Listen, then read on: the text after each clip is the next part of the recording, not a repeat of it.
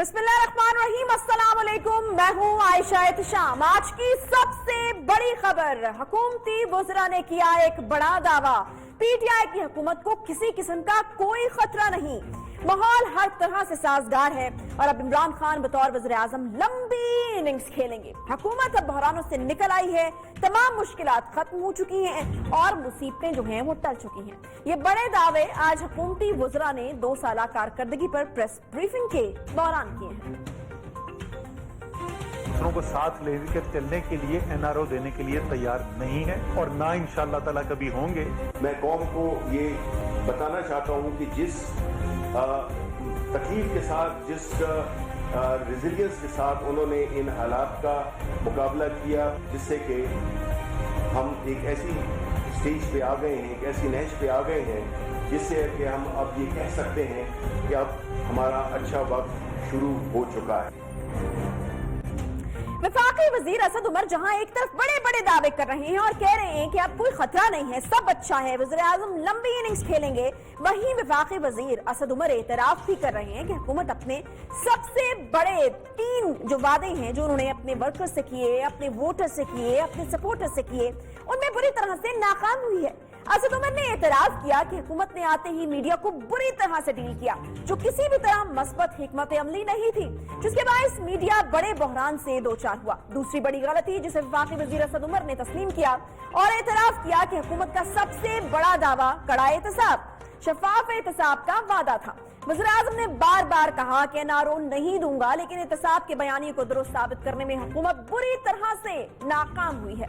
तीसरी बड़ी गलती जो असद उमर ने तस्लीम की और एतराफ किया कि हुकूमत अवाम को रिलीफ देने में नाकाम रही है, महंगाई ने अवाम को बदतरीन सूरत हाल से दो चार किया है। सुनिए कि कहा क्या असद उमर साहब ने। जो हमने गलती की ना, वो हमारी जो मीडिया के साथ रिलेशनशिप जो है वो आते ही ऐसे एस्टेब्लिश हो गई जैसे हम एक दूसरे के दुश्मन हैं। दूसरे हमारा जो है, क्योंकि एहतसाब इतनी बुनियादी चीज़ है कि अगर मेरे ख्याल में लोग बोलें कि यार वो क्या एक लफ्ज़ है जिसकी वजह से वज़ीर आज़म बन गया इमरान खान और 22 साल की जद्दोजहद किसके बारे में थी, वो एहतसाब के बारे में थी। लेकिन मेरे ख्याल में हमने उसका बयानिया जो है ना वो ठीक तरीके से हैंडल नहीं किया। हमारा जो सपोर्टर है वो कहता है जी कि चोर तो अभी भी उनको सजाएं नहीं हुई है।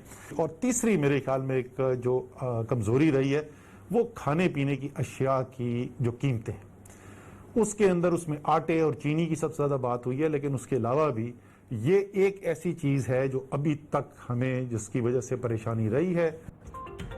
असद उमर ही नहीं बल्कि मुल्क में होने वाले हालिया सर्वे भी यही नक्शा खींच रहे हैं।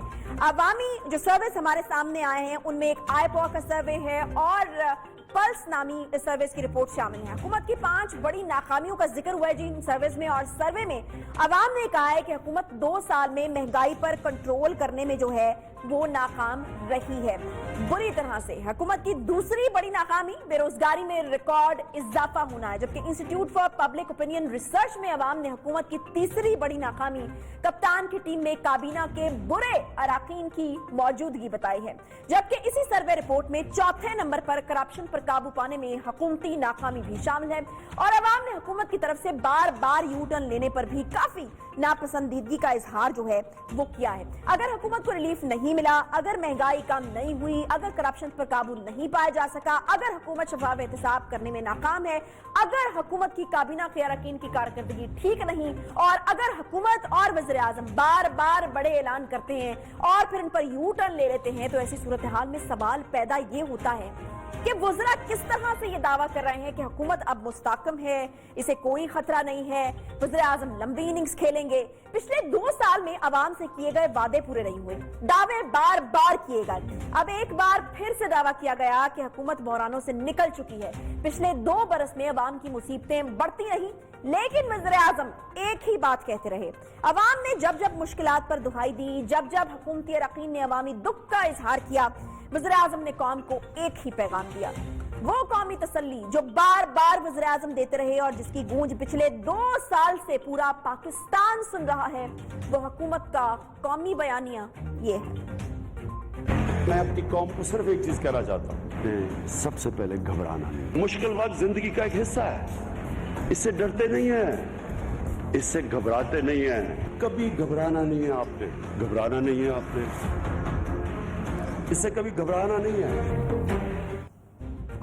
جی बेरोजगार पाकिस्तानी, महंगाई की सताई अवाम और करप्शन के खात्मे के ख्वाब देखने वालों को मैं भी यही कहूंगी कि घबराना नहीं है, अभी 3 साल मजीद घबराना नहीं है। अवाम परेशान है और हुक्मरान नवीद सुना रहे हैं कि बहरान खत्म हो चुके, अब लंबी इनिंग्स खेली जाएंगी। क्या ये हकीकत है या पुराना फसाना, खुशफहमी है या कोई इशारा है? आखिर हुकूमत कारकर्दगी के बगैर कैसे चल सकती है? और अवाम की सूरत हाल बेहतर करने के अलावा भी कोई मयार है हुकूमत के मुस्तहकम होने का? आखिर है ये तमाम क्या मामला? इसी पर बात करने के लिए आज हमने दावत दी है। सीनियर सहाफ़ी तज्ज़ियाकार है मज़हर अब्बास साहब, बड़े सीरियस किस्म के तज्ज़ियों की वजह से जाने जाते हैं, बड़ी टू द पॉइंट किस्म के तज्ज़िये करते हैं। बहुत शुक्रिया अमर साहब प्रोग्राम में ज्वाइन करने के लिए। अमर साहब, असद उमर साहब एक तरफ तो मान रहे हैं जी कि 3 गलतियां हमने ये कर दी हैं, लोगों को रिलीफ देने में बुरे तरीके से नाकाम रहे हैं। मुख्तलिफ सर्विस हमारे सामने आईपो और pearls institute for public opinion research, जिसका मैंने अभी हवाला भी दिया है, वो ये कहते हैं कि लोग जो है महंगाई और बेरोजगारी से जो है वो शदीद तंग आ चुके हैं और लोग इसको बड़ी नाकामी जो है वो करार दे रहे हैं। दूसरी तरफ बिल्कुल अपोजिट सूरत हाल हमें प्रेस कॉन्फ्रेंस के दौरान नजर आती है और वहां पर हुकूमती टीम कहती है कि जो सब अच्छा है, कोई मसला है ही नहीं, कोई खतरे की बात है ही नहीं, अब तो लंबी इनिंग्स खेलने का जो है वो आगाज होगा। तो ये लंबी इनिंग्स की बुनियाद क्या है? कारकर्दगी तो नजर नहीं आ रही, तो क्या खुशफहमी है या कोई इशारा है क्या? बहुत बहुत शुक्रिया आयशा। देखिए, जाहिर है हुकूमत की तरफ से एक प्रेस कॉन्फ्रेंस हुई है, उनके वज़रा ने अपनी कारकर्दगी 2 साल की पेश की है। हम ये तो तवक्को नहीं कर रहे थे कि वो अपनी नाकामियां बताएंगे। जाहिर है उन्होंने अपनी कामयाबी बताई और बड़ी बात है अगर असद उमर साहब ने ये बात की है। और जाहिर है उन्होंने 3 बुनियादी गलतियां बताई हैं। वो ये नहीं कह सकते कि महंगाई नहीं हुई है, उन्हें ये तस्लीम करना अच्छी बात होती है, बुरी बात नहीं होती, लेकिन उसकी वजूहात भी अगर थोड़ा सा बयान करते तो और अच्छी होती। पॉलिसीज के हवाले से उन्होंने बात की, कुछ गलतियां ऐसी हैं जो उन्होंने नहीं बताई। यानी जो इमरान खान का पूरा एक नैरेटिव था कि और पूरा उन्होंने जो पहली उनकी नशरी तकरीर थी उसमें जो बातें की थी, ये सारी बातें तो लोगों को तवक्को ये थी कि जब इमरान खान आएंगे तो पहले 6 महीने में बड़ी मेजर रिफॉर्म्स की तरफ जाएंगे। लेकिन फिर हमें नजर ये आया कि 6 महीने बाद कमेटी बनी कि जी वो रिफॉर्म्स बनाए, रिफॉर्म्स की तजावीज़ देगी, तो पता चला कि रिफॉर्म्स की कमेटी ही नहीं थी, रिफॉर्म्स की कोई तैयारी नहीं थी। पुलिस रिफॉर्म्स पर मुझे सबसे ज्यादा अफसोस है क्योंकि उनके पास एक रेडीमेड फार्मूला मौजूद था जो उन्होंने खैबर पख्तूनख्वा में अप्लाई भी किया था, लेकिन वो बना था 2002 में। और आज भी मैं ये दावे से कहता हूं कि अगर 2002 का पुलिस ऑर्डर, जो कि खुद उस वक्त भी उसमें तरमीम हो गई थी, लेकिन अगर वो जो पहला 2002 का पुलिस ऑर्डर था, अगर उसको मनोअन इमरान खान जो है वो पंजाब में लागू करते तो मैं आपको यकीन दिलाता हूं कि आज 3 आईजीज की तब्दील, 3 आईजीज को उन्हें बदलना नहीं पड़ता। आज law and order situation, crime situation और खासतौर पे पुलिस स्टेशन की सूरत हाल बड़ी बेहतर होती, क्योंकि उसमें जो पब्लिक सेफ्टी कमीशन का जो कॉन्सेप्ट था वो बहुत जबरदस्त था। और वो नासिर दुरानी साहब को लेकर आए थे, उनको उन्होंने एक आइडियल अपने तौर पे वो पेश करते थे पाकिस्तान के लोगों को। लेकिन पता चला कि 3 महीने में नासिर दुरानी साहब जो है वो इस्तीफा देके चले गए और उसके बाद पीटीआई के किसी वजीर ने, पीटीआई की गवर्नमेंट के बशमूल इमरान खान के किसी ने पलट के उनसे पूछा भी नहीं कि वो क्यों गए और उनको राजी भी नहीं किया। तो ये वो सारी चीजें बाकी। अच्छा अपेरेंटली अगर हम उन फैक्टर्स के ऊपर नजर डालें तो इसमें एक अहम फैक्टर जो है वो ये भी नजर आता रहा कि अंदरूनी इख्तलाफात बहुत ज्यादा थे। हमने देखा कि पीटीआई वर्सेस पीटीआई चलता रहा, ऑपोजिशन तो उस तरह से मुत्तहिद नहीं हो पाई, अंदरूनी लड़ाइयां जो हैं वही चलती रही। फिर बैड गवर्नेंस, मिसमैनेजमेंट हमारे सामने है और फिर इस सब के बीच में अवाम को जो है वो रिलीफ नहीं मिला। तो फिर अब आकर ये कहना कि सब अच्छा है, ये कुछ थोड़ा समझ से बाहर है। कि अवाम को रिलीफ के माने हम क्या समझते हैं? अवाम को रिलीफ इस हद तक मिलता अगर वो महंगाई को बढ़ने नहीं देते। जाहिर है उन्होंने 2-3 चीजें ऐसे की हैं गवर्नमेंट ने जिससे अवाम को, आम आदमी को किसी हद तक रिलीफ मुहैया हुआ है। उनका सेहत कार्ड का प्रोग्राम जो है उससे फ़ायदा हुआ है लोगों को, ये इत्तलात हैं कि उससे फ़ायदा हो रहा है लोगों का। एहसास प्रोग्राम जो है वो उसने बहुत ज़्यादा फ़ायदा उठाया और अब एक नया प्रोग्राम उन्होंने शुरू किया, उसके नताइज अभी आने बाकी हैं। इस तरह बेनज़ीर इनकम सपोर्ट प्रोग्राम से फ़ायदा हुआ था और लोगों को हुआ था। हालांकि कैश डिलीवरी जो है वो एक परमानेंट सोल्यूशन नहीं होता, لیکن صحت کارڈ ذرا مختلف چیز ہے. اس سے اگر آپ 8-10 لاکھ کسی کو اس کا کور دیتے ہیں تو اس سے یقینی طور پہ اس کی صورتحال میں بہتری آتی ہے نیچے کے لیول پہ. یعنی ایگزیکٹ فگر مجھے اس وقت یاد نہیں کہ کتنا وہ کیا جاتا ہے, لیکن خاص طور پہ فاٹا کے ایریے میں, خیبر پختونخوا کے ایریے میں, ایون اور جگہوں پہ بھی جو اطلاعات آئی ہیں, اور ویسے بھی ایک عام آدمی جس کی جو ہے ذرائع آمدنی بالکل نہ ہونے کے برابر ہو, اس کو اگر صحت کی بنیادی سہولت مل جائے, فری میڈیکل ایڈ مل جائے, اس کو ظاہر ہے اس کا فائدہ ہوتا ہے اس کو. وہ ایک اچھی اسکیم تھی, لیکن مہنگائی اتنی ہوئی, پھر یہ کہ دواؤں 3-4 جو بڑے کرپشن, مبینہ کرپشن کی چیزیں سامنے آئی ہیں, اسکیم سامنے آئے ہیں, اس پہ ہمیں ایکشن نہیں نظر آیا. ہمیں یہ تو نظر آیا کہ آپ نے جو ہے وہ چینی کے بحران کی انکوائری کی اور اس کی رپورٹ پبلک کی, لیکن اس کے بعد کیا ہوا نہیں نظر آتا. سب سے اہم بات دواؤں کی 200% جو ہے وہ پرائز بڑھی, اور اس کے نتیجے میں آپ نے ہیلتھ منسٹر آپ سے ریزائن کیا, لیکن ہمیں کہیں ایکشن نہیں نظر آیا اور نہ ہی ان کی قیمتیں واپس ہوئیں. تو اس کا مطلب یہ ہے کہ کہیں نہ کہیں کروڑوں روپے کا ہیر پھیر ہوا ہے. اور پھر اس بات سے تو ظاہر بات ہے کہ آپ کے بیانیوں کو بھی نقصان پہنچا, جو ہے آپ احتساب کی بات کرتے تھے, اگر آپ کے ہی دور حکومت میں جو ہے وہ کرپشن ہونا شروع ہو جائے. اچھا, میں فواد چودھری صاحب کا ایک بیان آپ کو دکھاؤں گی, اور میں بیان میں جو تبدیلی آئی ہے پچھلے کچھ عرصے میں, اس کے حوالے سے میں بات کرنا چاہوں گی. فواد چودھری صاحب نے آپ سے کچھ عرصہ پہلے ایک بیان دیا تھا اور اس کے اوپر خوب بات ہوئی تھی میڈیا میں. سنیے ذرا انہوں نے کہا کیا تھا. کہ آپ کے پاس 5.5 مہینے ہیں پرفارم کرنے کے لیے, منسٹرز کو کہا, لیکن اور ان کو یہ اس کا مطلب یہ ہے کہ ان کو پورا احساس ہے کہ ابھی آپ کے پاس 6 مہینے میں آپ نے اپنے آپ کو اوپر لے کے جانا ہے, تگڑا کرنا. انہوں نے یہ کہا منسٹرز کو کہ اس کے بعد جو ہے وہ وقت جو ہے وہ آپ کے ہاتھ سے نکلنا شروع ہو جائے گا, اور دوسری طرف انیشیٹو دوسری.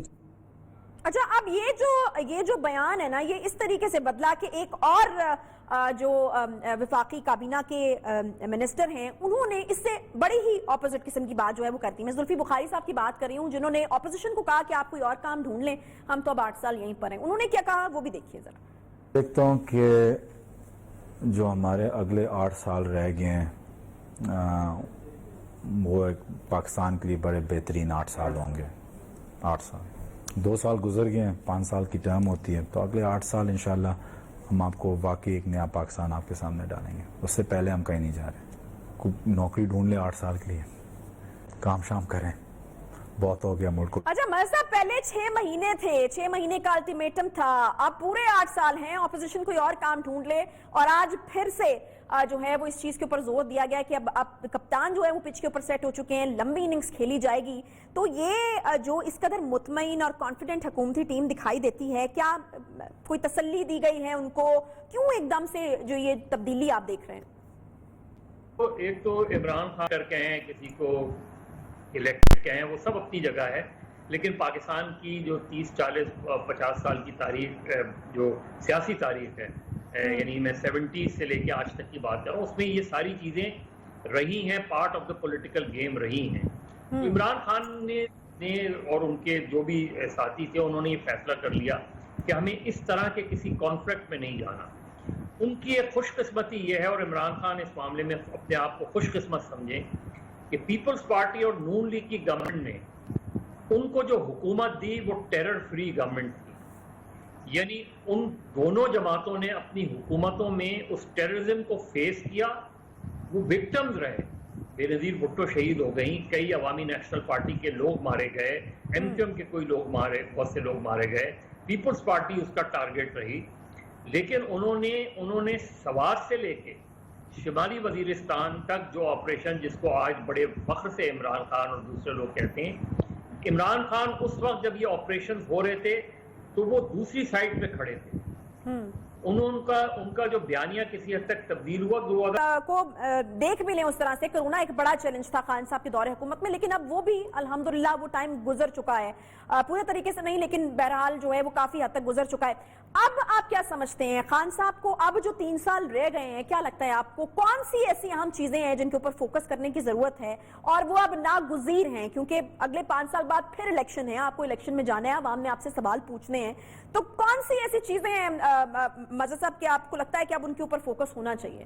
دیکھیے، ایک تو ظاہر ہے اکانومی آپ کی بیک بون ہونی چاہیے، ایگریکلچر آپ کا بیک بون ہونا چاہیے، ہمیں ایز این اکنامک پاور جو ہے اپنے آپ کو ڈیولپ کرنا چاہیے، ہمیں یہ ریئلائز کرنا چاہیے کہ اگر ہم نے اپنے ملک میں انتہا پسندی کو کنٹرول نہیں کیا تو انتہا پسندی کسی وقت بھی دوبارہ دہشت گردی کو جنم دے سکتی ہے۔ ہمیں ایسے اقدامات سے گریز کرنا چاہیے جو انتہا پسند پروڈیوس کریں۔ دوسرا بڑا چیلنج عمران خان کے سامنے جو آئے گا وہ یہی آئے گا کہ جب وہ 2023 کے الیکشن کی طرف جاتے ہیں تو اس سے تو ابھی بڑا ٹائم ہے، لیکن ابھی بلدیاتی نظام، مقامی حکومتوں تک اگر آپ نے ان کو پاورفل نہیں کیا، چاہے وہ پنجاب ہو، خیبر پختونخوا ہو، لوگ حالانکہ پروونشل سبجیکٹس ہیں یہ، لیکن پنجاب میں پی ٹی آئی کی گورنمنٹ ہے، کیا وجہ ہے کہ پنجاب میں جو ہے ایک آپ اچھا لوکل باڈی سسٹم نہیں لا سکے؟ آپ پچھلے یعنی سندھ میں تو ایک اپنا وقت پورا کر کے دیکھیے، سندھ کو اس سلسلے میں کریڈٹ دینا چاہیے کہ اپنا وقت پورا کر کے لوکل باڈیز ختم ہو رہی ہیں، لیکن وہاں تو آپ نے ختم کر کے پچھلے 6 مہینے سال سے آپ نے ایڈمنسٹریٹرز مقرر کیے ہوئے ہیں، آپ وہاں کوئی نظام ہی نہیں لا پا رہے۔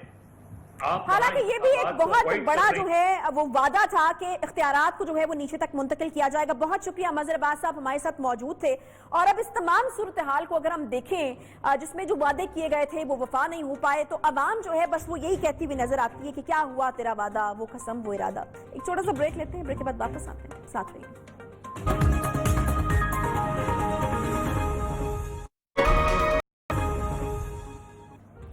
ملک میں اپوزیشن نہ ہونے کے برابر ہے اور عوام کی مشکلات ہیں کہ بڑھتی ہی چلی جا رہی ہیں۔ حکمران اقتدار اور اختیار بڑھنے کے دعوے کر رہے ہیں۔ اس وقت پاکستان کی عوام کو بدترین مہنگائی کا سامنا ہے، کسی طور پر عوامی مشکلات کم نہیں ہو رہی۔ ٹڈی دل کی آفت، پھر کرونا کی عالمی آفت اور سیلاب کی آفت نے تو پورے ملک میں زراعت کو بھی بدترین نقصان پہنچایا ہے۔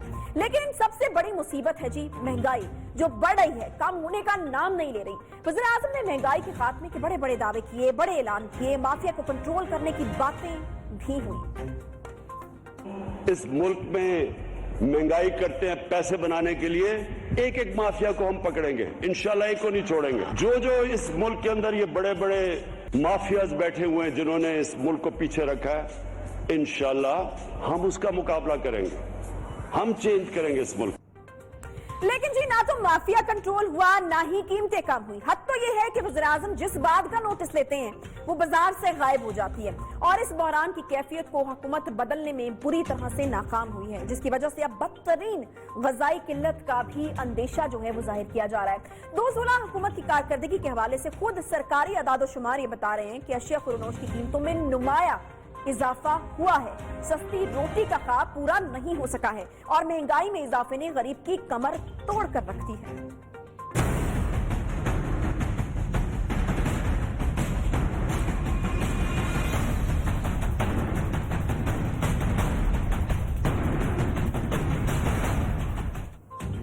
ادارہ شماریات کی رپورٹ کے مطابق 2 سال میں آٹے کی فی کلو اوسط قیمت میں 12 روپے کا اضافہ ہوا ہے۔ آٹا جی بالکل بیسک ضرورت ہے، ہر آدمی کو اگر آٹا مہنگا ہوتا ہے تو یہ چیز اس کو ہٹ کرتی ہے اوپر سے لے کر نیچے تک۔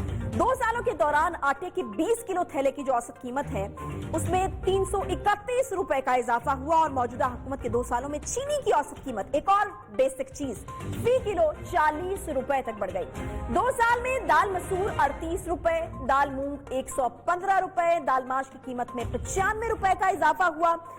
2 سال کے دوران دال چنا میں 19 روپے، جبکہ دودھ جو ہے وہ 17 روپے فی لیٹر مہنگا ہو گیا۔ ایک اور بیسک چیز چاول، جو کہ ہر گھر میں جو ہے وہ کھائے جاتے ہیں اور بیسک جو ہے وہ مین کورس کی ایک چیز ہوتی ہے، 13 روپے اس میں بھی اضافہ ہوا۔ چھوٹے گوشت کی قیمت جو ہے اس میں 184 روپے اور اضافہ ہو گیا، یعنی کسی غریب کی پہنچ میں تو وہ پہلے ہی نہیں تھا، اب 184 روپے اور اضافہ ہو گیا۔ بڑے گوشت کی قیمت میں 95 روپے کا اضافہ ہو۔ 2 سال کے دوران 1 کلو گرام چائے کی قیمت میں بھی، جو کہ ہمارے ہاں ہر گھر کی ضرورت ہے، 150 रुपए का इजाफा हुआ। महंगाई का अजाब टल नहीं रहा और वज़ीर-ए-आज़म इमरान खान जिस भी चीज का नोटिस लेते हैं जी, वो काम नहीं आता। नोटिस का नतीजा उल्टा ही निकलता है। वज़ीर-ए-आज़म ने चीनी के मुआमले पर नोटिस लिया तो चीनी की कीमतों में इजाफा हो गया। गंदम का सीजन खत्म होते ही गंदम का बहरान पैदा हुआ और फिर ले लिया जी वज़ीर-ए-आज़म ने नोटिस, और फिर आटा भी महंगा हो गया। गुज़श्ता बरस के गंदम और चीनी के बहरान की तहकीकात अभी जारी थी कि गंदम की खरीदारी के मौसम में हालात काबू से बाहर हो गए और अब मुख्तलिफ सर्वे रिपोर्ट्स में अवाम ने महंगाई और बेरोजगारी को सबसे बड़ा मसला करार दिया है। ग़ज़ाई किल्लत का बहरान कितना शदीद खतरा है और इस बहरान की बड़ी वजूहात है क्या, इसी पर बात करने के लिए माहिर ग़ज़ाई अजनास शम्सुल इस्लाम साहब आज हमारे साथ मौजूद हैं। बहुत शुक्रिया शम्सुल इस्लाम साहब, प्रोग्राम में दावत हमने आपको आज दी, आपके वक्त के लिए।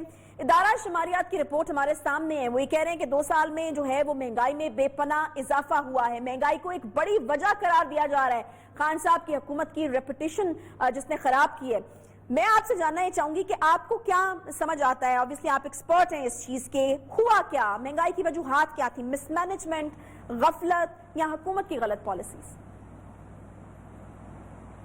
देखिए जी, हुकूमत की पॉलिसी तो सही डायरेक्शन में थी लेकिन उसके ऊपर इम्प्लीमेंट सही तरीके से नहीं किया गया और उसकी टोटल मैं उसकी जिम्मेदार जो है ब्यूरोक्रेसी को ठहराऊंगा, क्योंकि आप देखें कि मेन स्टेपल हमारा गंदम है और गंदम पाकिस्तान में ज़्यादा खाया जाता है, लेकिन उसमें जब क्रॉप की शॉर्टेज हुई तो आपने देखा कि लास्ट ईयर जब प्राइसेस बढ़ी तो उस वक्त भी वज़ीर-ए-आज़म साहब ने कहा कि 2 लाख टन गंदम की इंपोर्ट करो, लेकिन उस डिसीजन को भी नहीं किया गया और अब जाके अगस्त में टीसीपी के थ्रू इंपोर्ट किया जा रहा है और प्राइवेट सेक्टर को उन्होंने कोई जून में आके कुछ परमिट दिए और अभी उसकी अगस्त के इस महीने में 24 तारीख से शिपमेंट हो गई।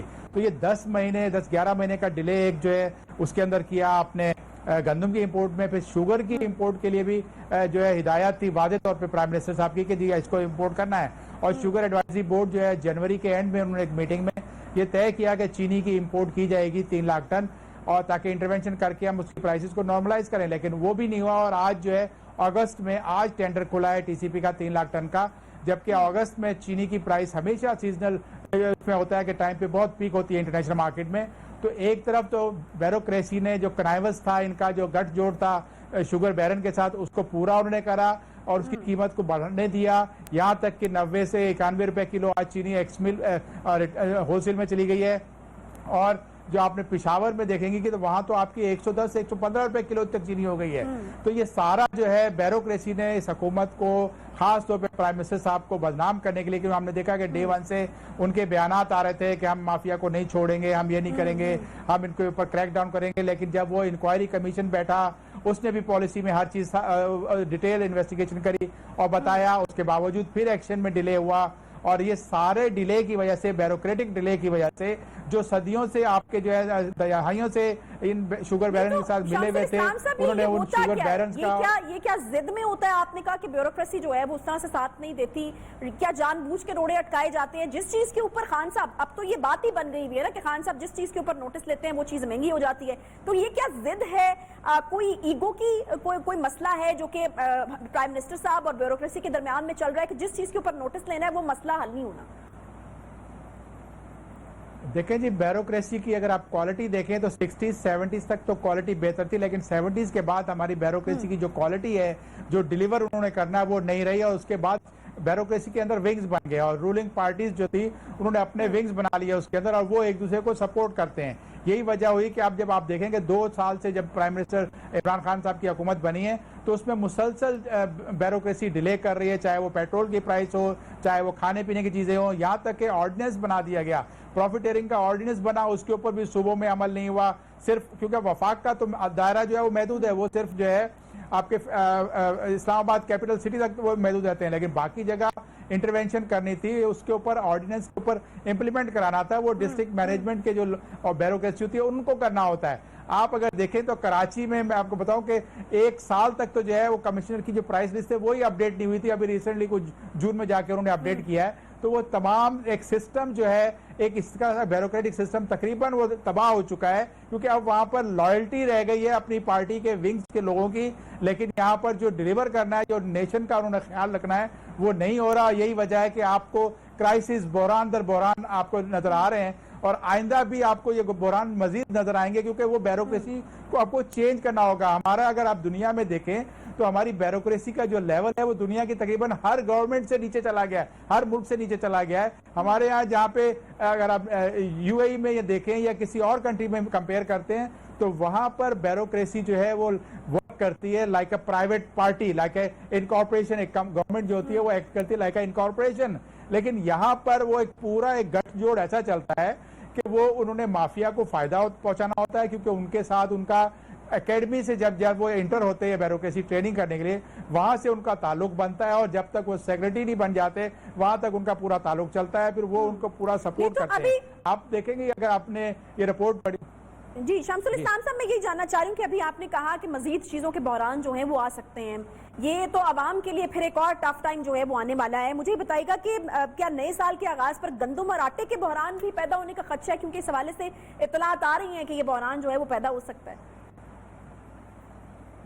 देखिए जी, अभी जो ये दो तो ऑनगोइंग बहरान चल रहे हैं, जो गंदम का बहरान लास्ट डे से शुरू हुआ था, चीनी का भी शुरू हुआ, और अब आपने देखा कि गवर्नमेंट ने जो है जो वज़ीर आज़म साहब थे उनकी हिदायत थी कि आपने क्वांटिटी इंपोर्ट करनी है 1.5 टाइम लिमिटलेस क्वांटिटी इंपोर्ट करनी है, लेकिन जब इंप्लीमेंट हुआ ब्यूरोक्रेसी ने, जब वो मिनिस्ट्री कंसर्न ने, तो उन्होंने किया 1.5 मिलियन टन का, और उससे पहले सिर्फ 5 से 7 लाख टन की, जो 7 लाख टन की परमिट दी है प्राइवेट सेक्टर को।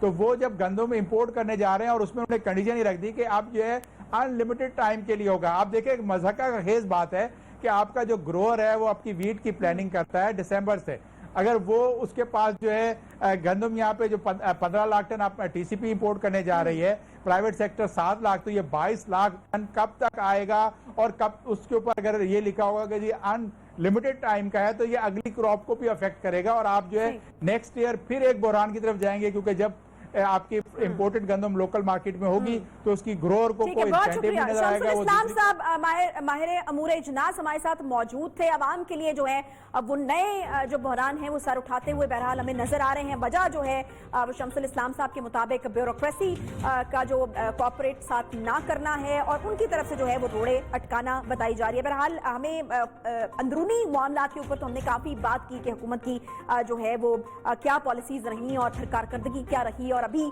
तमाम जो सवालात उठ रहे हैं उस हवाले से, और फिर जो नए बहरान अवाम के लिए सर उठाने वाले हैं उस पर भी हमने बात की। बहुत सारी अंदरूनी बातें तो की, लेकिन हमें खारजा अमूर के हवाले से भी बात करनी है, हमें खारजा पॉलिसी के हवाले से भी बात करनी है। और वज़ीर खारजा चूंकि शाह महमूद कुरैशी है तो उनके हवाले से भी बड़े सवालात उठ रहे हैं, बड़े सवालों की वो जद में हैं। उनकी 2 साल कारकर्दगी पर सवाल जो है वो हम नहीं उठा रहे, ऑपोजिशन नहीं उठा रही, बल्कि हुकूमत के अंदर से ही जो है वो उठाए जा रहे हैं। इस पर भी हमें बात करनी है। छोटे से ब्रेक के बाद साथ रहें।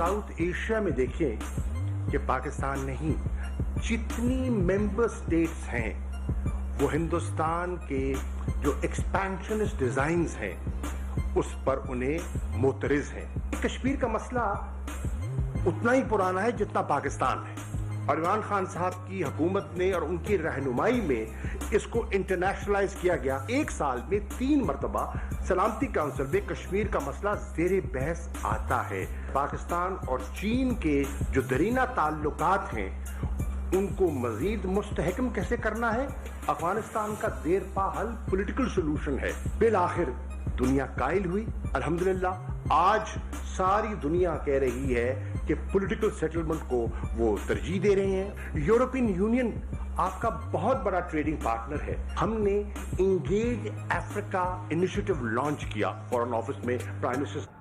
दफ्तर खारजा और शाह महमूद कुरैशी की कारकर्दगी पर कोई और नहीं, खुद हुकूमती अरकान बार बार सवाल उठाते रहे हैं। माजी में वफाकी वजीर फवाद चौधरी की तरफ से पीटीआई की अंदरूनी जंग के लिए भी शाह महमूद कुरैशी को एक बड़ी वजह करार दिया गया, लेकिन शाह महमूद कुरैशी की तरफ से हाल ही में दिया गया बयान जिसके बायस पाकिस्तान की देरीना दोस्त सऊदी अरब के साथ ताल्लुकात में तनाव भी आया है। क्या था वो बयान, देखिए। काउंसिल ऑफ फॉरेन मिनिस्टर का इजलास हमारी तवक्को है। अगर आप ये नहीं बुला सकते तो फिर मजबूरन मैं अपने वजीर आजम से कहूंगा कि वो मुस्लिम ममालिक جو کشمیر کے ایشو پر ہمارے ساتھ کھڑے ہونا چاہتے ہیں اور کشمیری مظلوموں کا ساتھ دینا چاہتے ہیں ان کا اجلاس بلا دے، چاہے وہ OIC کے فورم پر ہو یا نہ ہو۔ آج OIC کو فیصلہ کرنا ہے کہ کیا اس پاکستان کے حساس، جو ایک فاؤنڈنگ ممبر کے حساس مسئلے پر وہ ہمارا ساتھ دینا چاہتی ہے کہ نہیں۔ وقت آ گیا ہے کہ OIC اب جو ہے وہ جسے کہتے ہیں نا، یہ جو بچ بچاؤ آنکھ مچولی۔ وزیر خارجہ شاہ محمود قریشی کے اس بیان کے بعد پاک فوج کے سربراہ اور DGISI کو سعودی عرب کا دورہ کرنا پڑا۔ آج 2 سالہ کارکردگی کے حوالے سے شاہ محمود قریشی کی جانب سے بڑی کامیابیوں کا دعویٰ کیا گیا۔ شاہ محمود قریشی کے مطابق پاکستان نے خارجی محاذ پر کئی کامیابیاں سمیٹی ہیں۔ بھارت کو علاقائی تنہائی سے دوچار کر دیا گیا، جبکہ بھارت کے پاکستان کے خلاف تمام اہداف کو بھی زیر کیا گیا۔ اس کے علاوہ دیرینہ دوستوں سے اسٹریٹجک تعلقات کو اب تجارتی پارٹنرشپ میں تبدیل کرنا بھی ایک بڑی کامیابی بیان کی گئی۔ کیا وزیر خارجہ اور وزیر خارجہ اپنے اہداف کے حصول میں کامیاب رہے ہیں یا اندرونی کشمکش کی گرم خبروں کے مطابق شاہ محمود قریشی ایک بار پھر سے وزارت خارجہ سے ہٹائے جا سکتے ہیں؟ انہی معاملات پر گہری نظر رکھنے والے تجزیہ کار ہیں، اینکر پرسن ہیں، ملکی سیاست پر تو عبور رکھتے ہی ہیں لیکن خارجہ امور پر بھی کافی گہری نظر رہتی ہے ان کی۔ جی ڈاکٹر معید پیرزادہ صاحب ہمارے ساتھ موجود ہیں، بہت شکریہ ڈاکٹر صاحب پروگرام میں جوائن کرنے کے لیے۔ ایک طرف ہم دیکھ رہے ہیں کہ شاہ محمود قریشی صاحب جو ہیں وہ اپنے 2 سالہ جو ان کا رہا دور اس کی کامیابیاں گنوا رہے ہیں، لیکن دوسری طرف ہم دیکھتے ہیں کہ ہم نہیں، اپوزیشن نہیں، کیونکہ میڈیا کے اوپر اکثر الزام آتا ہے، اپوزیشن نہیں بلکہ خود ان کی اپنی ہی جو کیبنٹ کے لوگ ہیں، شیریں مزاری صاحبہ کی طرف میرا اشارہ ہے، ان کی طرف سے کہا جاتا ہے کہ شاید اس طریقے سے کام نہیں کیا گیا جس طریقے سے کام کرنے کی ضرورت ہے، تو اندر سے ہی جو ہے وہ ان کو تنقید کا سامنا ہے۔ آپ کس طرح سے دیکھ رہے ہیں ان کے ان 2 سالوں کو؟ دیکھیے، پہلے جہاں تک ڈاکٹر شیریں مزاری کے کامنٹس کا تعلق ہے، وہ تو غالباً 3 دن پہلے کشمیر کے حوالے سے ایک پینٹنگز کی ایگزیبیشن تھی اسلام آباد میں، جہاں وہ کشمیر کے حوالے سے بول رہی تھیں۔ وہ پینٹنگز بھی ایک ٹریجڈی کو ڈپکٹ کرتی تھیں، اور وہاں انہوں نے یہ کامنٹس کیے کہ پاکستان کے فارن آفس کو زیادہ کرنا چاہیے تھا، اور پرائم منسٹر عمران خان نے جتنا سٹینڈ لیا اس حوالے سے فارن آفس نے اس کو بلڈ اپ نہیں کیا۔ شیریں مزاری کے جو کامنٹس ہیں ان کو آپ کوئی پوری کیبنٹ کا یا گورنمنٹ کے اندر اس لیے نہیں لے سکتے کہ ڈاکٹر شیریں مزاری جو ہیں she always speaks her mind. وہ ایک ڈفرینٹ قسم کی شخصیت ہیں۔ جب وہ پالیٹکس میں نہیں تھیں تو بھی بہت آؤٹ اسپوکن تھیں، پھر وہ پالیٹکس میں تھیں تو بھی لوگ ان سے ڈرتے تھے، اور بہت سی جو ایمبیسیز ہیں برطانیہ کی، امریکہ وغیرہ کی، وہاں پہ ہمیشہ یہ ہوتا تھا کہ ان کو مطلب ان کے بارے میں خوف پایا جاتا تھا کہ وہ کچھ بھی کسی وقت کہہ سکتی ہیں، اور یہی وجہ ہے کہ ان کو اس قسم کی، حالانکہ انہوں نے کولمبیا یونیورسٹی سے PhD کیا ہوا ہے انٹرنیشنل ریلیشنز میں، ان کو انٹرنیشنل ریلیشنز کے حوالے سے پرنسپل اسائنمنٹ اگر نہیں مل سکی فارن پالیسی میں، تو اس کی پرنسپل وجہ یہی ہے کہ ان کے بارے میں پولیٹیکل سرکلز میں، اسٹیبلشمنٹ میں اور فارن آفس کے اندر ہمیشہ ایک خدشہ پایا جاتا ہے کہ وہ جو ہے ایبرپٹ ہیں، اور یہ کامنٹ بھی ان کا ہے وہ ایبرپشن کی طرف جاتا ہے۔ اس سے پہلے بھی انہوں نے کامنٹ کی، کوئی پہلی چیز نہیں ہے، خواہ وہ بلوچستان ہو، ہیومن رائٹس کے ایشوز ہوں، ریلیجس ایشوز ہوں، شی اسپیکس ہر مائنڈ۔ تو شیریں مزاری کے کامنٹ کے اوپر یہ ہمیں اگر تھیسس ہم ڈیولپ کر لیں کہ فارن منسٹری کی یا فارن منسٹر آفس جو ہے اس کے بارے میں بہت زیادہ کوئی شزم پائی جاتی ہے گورنمنٹ کے اندر، یہ غالباً ٹھیک نہیں ہوگا۔ کمنگ ٹو یور کوسچن کہ فارن آفس کی پرفارمنس کیسی رہی ہے، دیکھیے پاکستان فارن آفس کی پرفارمنس جو ہے اس پہ ہم یہ کہہ سکتے ہیں کہ شاید ہماری خواہشات اس سے زیادہ ہوں، لیکن گزشتہ 2 برس میں پاکستان فارن آفس کی اس سے پچھلے 5 برس کے مقابلے میں تو پرفارمنس بہت ہی زیادہ روبسٹ رہی ہے، بیکاز آپ کے پاس ایک فل ٹائم فارن منسٹر ہیں، آپ کا فارن سیکرٹری بہت ایکٹیو ہے، آپ کے جو مشن ہے US کے اندر یونائٹڈ نیشن میں وہ بہت ایکٹیو ہیں۔ پہلے ڈاکٹر ملیحہ لودھی جو تھیں بڑی روبسٹ تھیں، اس کے بعد جو شخص آئے ہیں وہ بہت بڑے انٹلیکچوئل ہیں، منیر اکرم جو ہیں، اور وہ خاصی وہاں انگیجمنٹ کرتے رہتے ہیں، اور ان کا ایک خاص قسم کا اسٹریٹجک ورلڈ ویو بھی ہے۔ اور ہم یہ بھی دیکھ رہے ہیں کہ پہلی دفعہ کشمیر کو، کیونکہ اس سے پہلے پاکستان کی کسی حکومت نے جب سے جنرل مشرف نے اپنا 4 پوائنٹ ایجنڈا سامنے رکھا تھا، اس کے بعد پاکستان کی کسی بھی گورنمنٹ نے کشمیر کے ایشو کو اتنے بھرپور اور سسٹین طریقے سے نہیں اٹھایا، اور یہی وجہ ہے کہ ہندوستان جو ہے وہ from the very beginning prime minister Imran Khan سے بہت زیادہ ان کو خدشہ تھا، خطرات تھے، اور وہی چیز ہوئی بھی ہے۔ سو یہ کہنا کہ فارن منسٹر نے نہیں اٹھایا، یہ فارن آفس نے نہیں اٹھایا، یہ تو غلط ہوگا۔ اب یہ بات آ جاتی ہے کہ فارن آفس کی اس طرح کے ریزلٹس نہیں ہیں جیسے ہم چاہتے ہیں، اس کی بہت سی وجوہات ہیں کہ فارن آفس کی کیپیسٹی ایشوز کیا ہیں، ہم کتنا خرچہ کرتے ہیں فارن آفس کے اوپر، ہمارے پاس کتنے فنڈز اور ریسورسز ہیں لابسٹ ہائر کرنے کے لیے۔ امریکہ میں بھی ہماری جو نسبتاً بہتر پرفارمنس رہی ہے، اس کی وجہ یہ ہے کہ پاکستان کی جو وہاں پہ کمیونٹی ہے امریکہ کے اندر، انہوں نے خود سے فنڈنگ ریز کر کے مدد کی ہے پاکستان کی, اور انہوں نے بہت اچھا ایک لابسٹ جو ہے واشنگٹن میں ہائر کیا ہے. سو جو بہت سا ایشو وہاں اٹھتا ہے کشمیر کے حوالے سے وہ لابسٹ اس کو اٹھاتے ہیں. لیکن پاکستان کے پاس اتنے پیسے نہیں ہیں کہ دنیا کے ہر امپورٹنٹ کیپٹل میں, جس میں برسلز ہے, لندن ہے, جنیوا ہے, فرینکفرٹ ہے, ہر جگہ پر جو ہے پاکستان لابسٹ ہائر کر سکے. سو بہت سی وجوہات ہیں.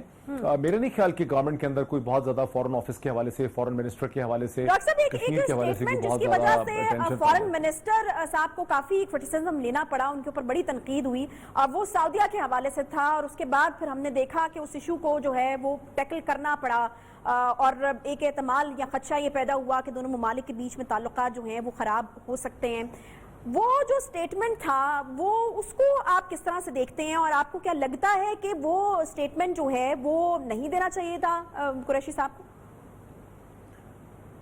دیکھیں وہاں پر بھی دو تین قسم کی مطلب ڈائمینشنز ہیں اس پورے ایشو کی. پہلی بات تو ہے کہ پاکستان کے ملٹری چیف اور ڈی جی ISI کا جو سعودی عرب جانے کا پلان تھا, یہ کوئی شاہ محمود قریشی صاحب کے کامنٹس کے بعد نہیں طے ہوا. یہ کوئی ایسا نہیں ہے کہ اس کے بعد ریکویسٹ کی گئی کہ ہم آنا چاہتے ہیں. یہ جو ٹرپ ہے, میں نے اس کو چیک کیا تھا, یہ تو کئی دنوں, یہ کئی ہفتے پہلے یہ ٹرپ جو ہے یہ آرگنائز جو ہے ہوا تھا, اور اس کا دونوں کا آپس میں کوئی تعلق نہیں ہے. اور وہ آرگنائز ویسے بھی روٹین میں پاکستان کے آرمی چیف اور پاکستان کی ملٹری کی انگیجمنٹ ہوتی ہی ہے سعودی عربیہ کی رولنگ گورنمنٹ کے ساتھ اور وہاں کی ملٹری کے ساتھ. لیکن گزشتہ کئی مہینوں سے سعودی عرب اور پاکستان کے درمیان میں ایک ٹینشن سی پائی جاتی ہے. تو شاہ محمود قریشی کے کامنٹس اس ٹینشن کا غواز ہو سکتے ہیں, انہوں نے وہ ٹینشن کاز نہیں کی. اور وہ ٹینشن تو اس وقت سے چل رہی ہے جب سے ٹرکی اور ایران اور ملیشیا جو ہیں, خاص کر کے جب سے دو سنی مسلم کنٹریز, جب تک ایران تھا تو اس کو آپ یہ کہہ سکتے تھے کہ وہ ایک شیعہ بلاک ہے اور ایران کا اتنا انفلوئنس نہیں تھا. لیکن جب ٹرکی جیسی سنی طاقت جو آٹومن امپائر کو اب انہیریٹ کرنے کی بات کرتی ہے, اور ترکی ایک مسلم پلیٹ فارم میں اپنے آپ کو لیڈرشپ لینے کی کوشش کر رہا ہے, جب پاکستان اور ترکی کے درمیان ایک بہتر تعلقات آئے اور پھر کوالالمپور سمٹ کی بات ہوئی نومبر دسمبر 2019 میں, تو اس وقت سے سعودیز جو ہے وہ خاصی ٹینشن میں ہیں. اور دو قسم کی ہمیں ٹینشنز وہاں پہ نظر آتی ہیں. ایک تو سعودی عرب کے اندر بہت ٹینشن ہے, ان کی ڈیفیسٹ فائنینسنگ ہو رہی ہے, ڈیفیسٹ بجٹ آ رہے ہیں, ان کے آئل ریونیوز بہت کم ہو گئے ہیں, وہ نان آئل ریونیوز ریز کرنا چاہتے تھے, اس میں کامیابی نہیں ہوئی. کووڈ-19 سے وہاں پہ بہت زیادہ مسائل جو ہے وہ کھڑے ہو گئے ہیں ان کی اکانومی کے لیے. وہاں پہ ٹیکسز جو پہلے نہیں تھے, پہلے 5% سیلز ٹیکس لگایا گیا, اب اس کو 15% جو ہے اس کو کر دیا گیا. اور پھر یمن کی جنگ کی وجہ سے ان کا خرچہ جو ہے وہ بہت زیادہ بڑھ گیا ہے, اور یمن کی جنگ بھی اب 5ویں سال میں ہے, اور اس کے کوئی خاطر خواہ نتائج جو ہے وہ نہیں نکل سکے. یہی وجہ ہے کہ سعودی عرب, UAE اور GCC کنٹریز آپ کو امریکہ اور اسرائیل کی طرف بڑھتے ہوئے نظر آتے ہیں, بیکاز ان کو ایکسٹرنل سپورٹ کی ضرورت ہے. یہ جو تمام چیزیں ہو رہی ہیں ڈاکٹر صاحب, اس کے بعد آپ کو لگتا ہے کہ پاکستان کی خارجہ پالیسی میں کوئی واضح تبدیلی ہو سکتی ہے؟ پاکستان کی خارجہ پالیسی میں تبدیلی تو ہوگی. ان کو پاکستان کو دیکھنا پڑے گا کہ مشرق وسطیٰ کے اندر جو ممالک ہیں ان کے پاور ڈائنامکس میں وز امریکہ اور اسرائیل کس قسم کی تبدیلی آ رہی ہے, اور پاکستان فورن آفس کو اس کا ایک انالیسس کر کے فیصلہ کرنا ہوگا. لیکن پاکستان کے میڈیا میں جو تاثر یہ ہے, اور اپوزیشن کی جو باتوں کی وجہ سے تاثر ہے, کہ پاکستان نے کوئی ایسا کارڈ پلے کیا ہے کشمیر پہ یا ہندوستان پہ جس سے سعودی عرب جو ہے وہ خفا ہے. یہ بات بالکل صحیح نہیں ہے. سعودی عرب اور پاکستان میں ایک مسلم ورلڈ کی لیڈرشپ کے حوالے سے پاکستان مسلم ورلڈ کا سب سے مضبوط ملک ہے. کوئی ملک ایسا نہیں ہے مسلم دنیا میں جس کے پاس اتنی بڑی ملٹری اسٹیبلشمنٹ ہو, نیوکلیئر اسٹیبلشمنٹ ہو, سائنٹیفک اسٹیبلشمنٹ ہو, انڈسٹریل اسٹیبلشمنٹ ہو. سو پاکستان اور ترکی جو ہیں یہ مسلم دنیا کی سب سے طاقتور فورسز ہیں, کنٹریز ہیں, نیشن اسٹیٹس ہیں. سو اگر ترکی مسلم ورلڈ کی لیڈرشپ کے لیے پوسچرنگ کرتا ہے, OIC کی لیڈرشپ کے لیے, کسی اور پلیٹ فارم کے لیے, تو پاکستان کہاں کھڑا ہوتا ہے اس سے مسلم ورلڈ کا فیصلہ ہو جائے گا. اور چونکہ سعودی عرب نے پاکستان کے اندر بہت انویسٹ کیا ہے پاکستان کو اپنے ساتھ رکھنے کے لیے, اس لیے ظاہر ہے کہ سعودی عرب میں ایک بڑا اضطراب پایا جاتا ہے. اس کا تعلق کشمیر اور ہندوستان سے نہیں ہے. ہمارے ہاں ایک غلط فہمی یہ پائی جاتی ہے کہ کشمیر اور ہندوستان کے ایشو پہ ایسا ہو رہا ہے. ڈاکٹر صاحب ایک آخری سوال مجھے پوچھنا ہے, پروگرام کا وقت بالکل ختم ہو گیا ہے. یہ شاہ محمود قریشی صاحب کے جو ہے وہ ان کا عہدہ چلے جانے کی خبریں بھی جو ہیں وہ گردش کر رہی ہیں. مجھے یہ بتائے گا کہ آپ کو لگتا ہے کہ اس طرح کی کوئی تبدیلی ہم دیکھ سکتے ہیں وزارت خارجہ کے حوالے سے؟ دیکھیے ابھی یہ کلیئر نہیں ہے. آج ایک خبر چل رہی ہے, انکنفرم ٹیلی ویژن چینل نے رن کی ہے, کہ principal secretary to the prime minister PSPM جو ہیں اعظم خان صاحب اور شاہ محمود قریشی میں شاید کوئی نوک جھونک ہوئی ہے, یا تلخ کلامی ہوئی ہے, یا جھگڑا ہوا ہے. وہ بھی خبر چل رہی ہے, نہ وہ کنفرمڈ ہے نہ وہ انکنفرمڈ ہے. سو اگر شاہ محمود قریشی صاحب کا آفس جاتا ہے کل کو, تو یہ پارٹی کے اندر کی شزمز ہو سکتی ہیں, کیونکہ اپیرنٹلی ایسا لگتا نہیں ہے, بیکاز ان کا تو پرنسپل جو رائبل بلاک تھا وہ جہانگیر خان ترین تھے, اور اسد عمر اور ان کے تو بہت اچھے تعلقات ہیں. سو پارٹی میں جو رائیول بلاکس ہیں اس میں کوئی ایسا رائیول بلاک نظر نہیں آتا جو شاہ محمود قریشی صاحب کو ہٹانا چاہے. ٹھیک ہے, بہت شکریہ ڈاکٹر معید پیر زادہ صاحب جو ہیں وہ ہمارے ساتھ موجود تھے. خبریں تو بہرحال گردش کر رہی ہیں شاہ محمود قریشی صاحب کے حوالے سے, اور جیسا کہ ڈاکٹر صاحب نے بھی کہا کہ کچھ کنفرمڈ اور کچھ ان کنفرمڈ جو خبریں ہیں وہ بھی گردش کر رہی ہیں, لیکن مجھے نہیں لگتا پرسنلی کہ وزارت خارجہ شاہ محمود قریشی کے ہاتھ سے نکل جانا اتنا آسان ہوگا اور وہ پی ٹی آئی کو اتنا سستا پڑ سکتا ہے. اس کے ساتھ ہی پروگرام کا وقت یہاں پر ختم ہوتا ہے. آپ سے انشاءاللہ کل ملاقات ہوگی. خیال رکھیے اپنا. اللہ حافظ.